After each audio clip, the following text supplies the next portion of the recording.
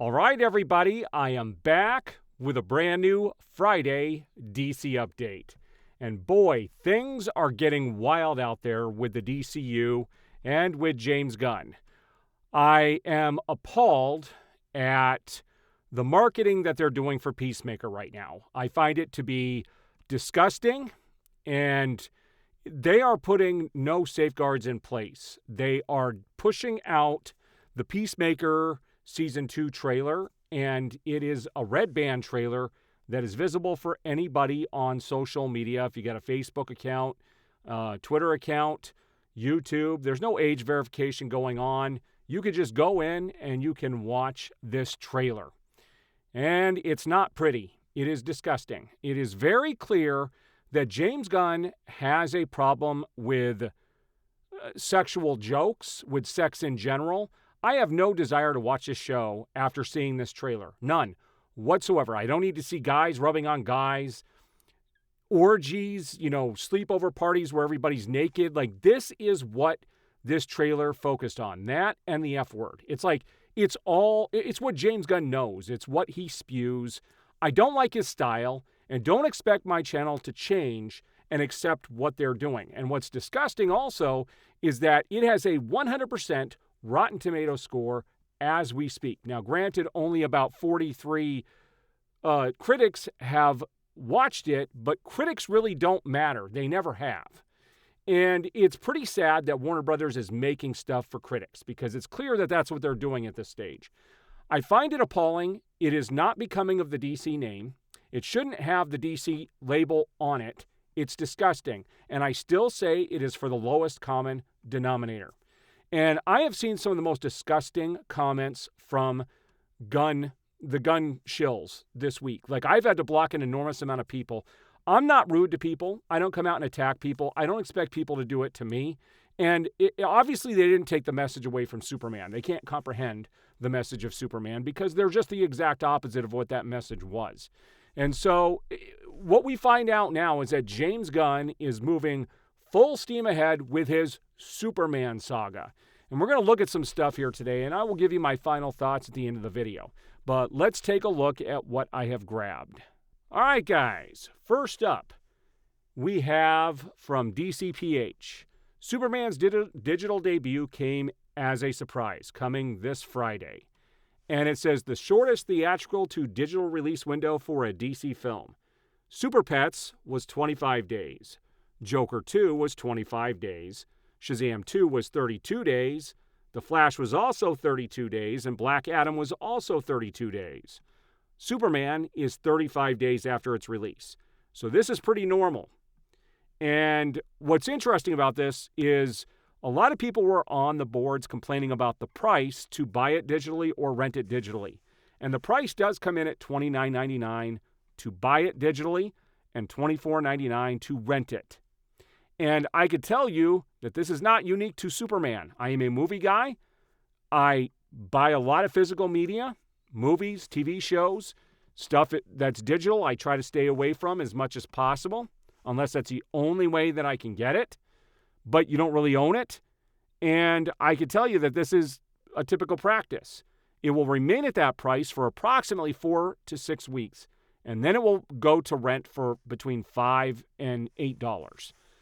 So this is pretty typical. It's not unique to Superman. I will tell you that this is Hollywood ruining its own business by doing this.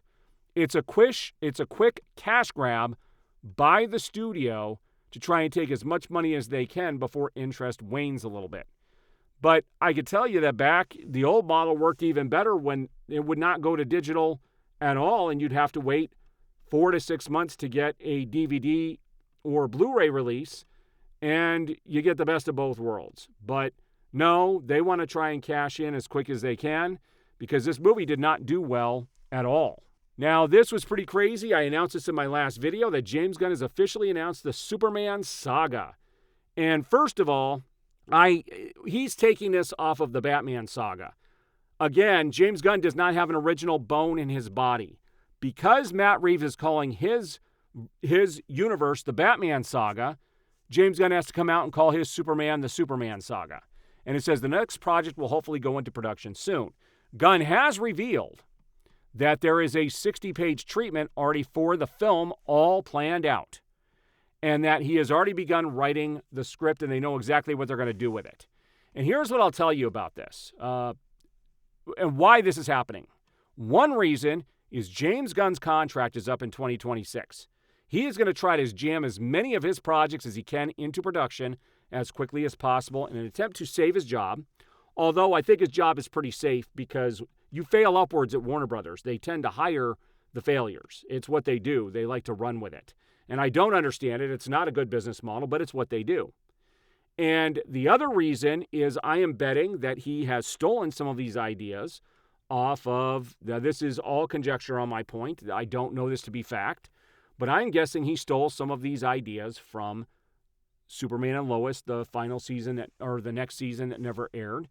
There were reports that Brainiac was going to be in that and some other things, and I'm betting that he stole some of those ideas to come up with it so quickly. It's James Gunn's MO. He's been taken to court over stuff like this before, but since DC owns it and James Gunn is the head of the studio, supposedly, and we're going to talk about that here in a little bit, he could do whatever he wants. Also, Entertainment Weekly was talking to James Gunn about Margot Robbie's potential return as Harley Quinn. James Gunn just said, his quote was, "That will be revealed down the line." I am betting that she will be back. I know that Margot Robbie wanted to take a break, and that's exactly what's happening right now, but I do fully expect that she will be back down the line. Now, I thought this was interesting. It says, it will no longer be canon. The final scene of the first piece, if I can talk here, the final scene of the first season of Peacemaker reportedly will be fully edited and removed from the Justice League. Instead, we will see the Justice Gang in Superman's silhouette.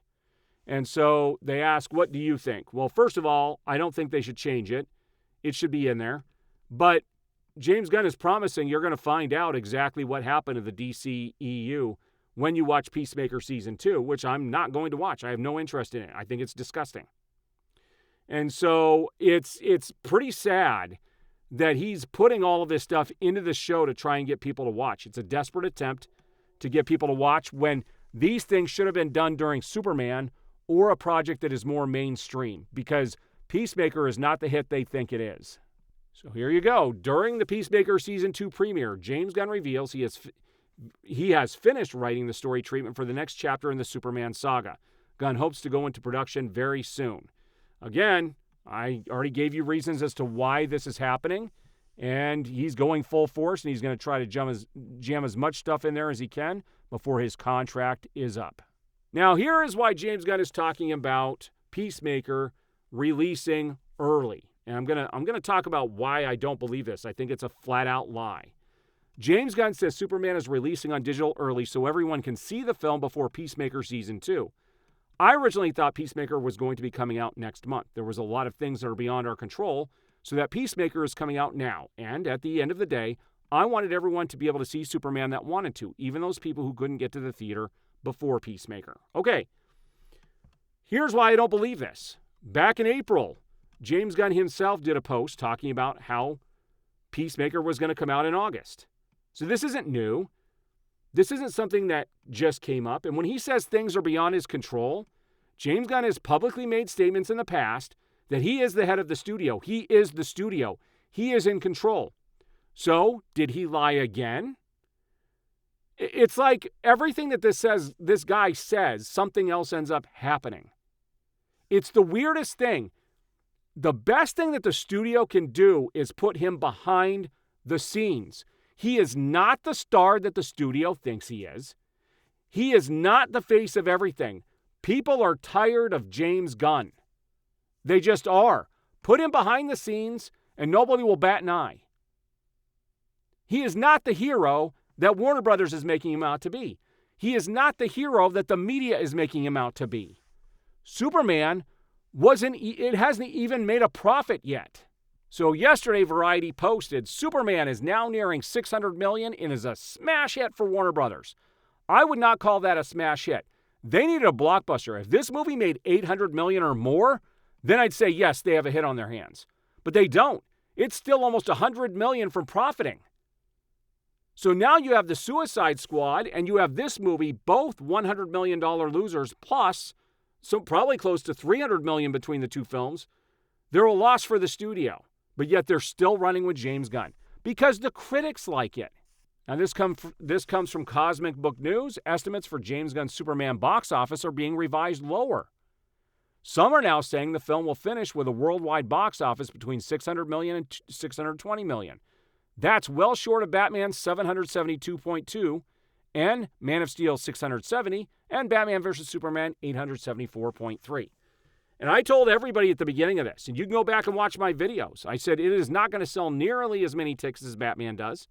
Batman is the number one person for DC. Everyone told me I was full of crap. Superman is the most popular character in the world. He's going to make $1 billion. $2 billion. I actually had people coming in telling me he was going to make $1 billion to $2 billion. I told them they were nuts. There's no freaking way. I figured between 450 and 550 million. So it's making a little bit more than what I predicted. But that is a loss for the studio. And I always predicted it was going to be a loss for the studio. It does not have the draw of Batman. And you replaced a very popular guy playing Superman for someone new when nobody asked for it. So they posted this, DC Film News posted this today, the official clipboard for Supergirl, flying into theaters June 26th of 2026.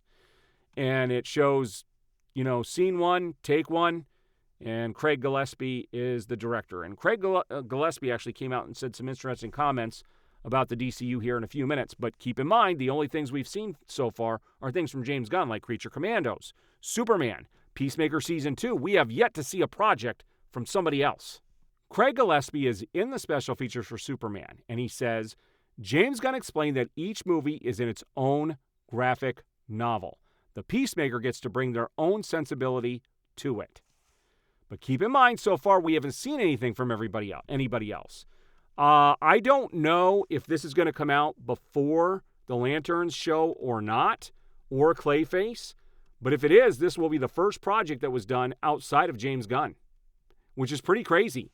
Like, they have banked everything on James Gunn, and now we will see if this is going to be a hit or not. So here was a post I did yesterday. I said, all I know is Supergirl better break $1 billion next year. All the Gunn shills said Superman brought the interest back. So Peacemaker Season 2 better be the most watched show ever, and Supergirl better break $1 billion. We are back. And I did a bunch of laughing faces. Because all we heard from the Gunn shills the whole time was that, first of all, the movie was going to break $1 billion. And then they came out and said it doesn't even need to make money. That all it needs to do is bring the interest back to DC. And now it didn't make the money. And they are saying it brought the interest back, which blows my mind because you have half the audience. They're forging ahead with this. So if they are right, Supergirl better make more money than Superman. If the interest is back, that movie better make bank. Because I will tell you, when the DCU started after Man of Steel, every film after that made more money than Man of Steel did. Because the interest was back. The interest was there. So this better follow suit. But again, Warner Brothers likes failure. So I wouldn't be surprised if it makes less than Superman and they still call it a success. Just watch. Get ready for it next summer. All right, guys, so there you have it. What do you think about James Gunn forging ahead with the Superman saga? What do you think about predictions that they're making about Supergirl beating Spider-Man next summer? I just find that ridiculous. The interest is not where they said it is. It is all a fabrication. It is all smoke and mirrors. And I'm going to continue to bring you guys the truth and talk about reality versus what they're claiming it is. They could do the best job they want at throwing all this out there, trying to make it a success when it's simply not. It's not. All right, guys, there's my update for the day. I do appreciate the support. We will see you guys on the next video.